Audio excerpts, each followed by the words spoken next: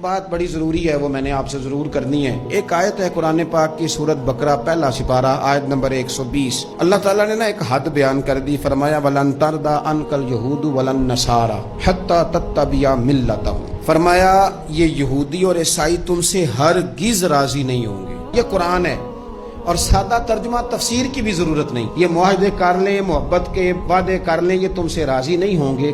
کب راضی ہوں گے؟ حتی تتبع ملتہم، یہاں تک کہ تم ان کے دین کی پیروی کرنے لگ جاؤ۔ میرا جب پہلی دفعہ پاسپورٹ بنا تو میں نے سارا پڑھا، کتابیں پڑھنے کا شوق تھا شروع سے۔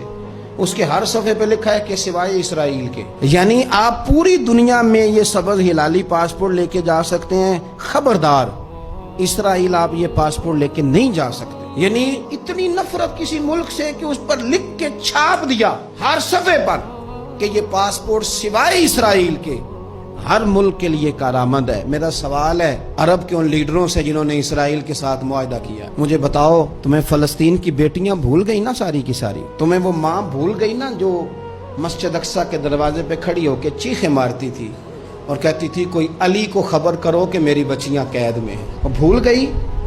تمہیں وہ بہن بھول گئی نا جس پر شراب کی بوتل انڈیڑتے تھے اسرائیل کے فوجی؟ وہ آپ کو ابھی بھی ویڈیو مل جائے گی۔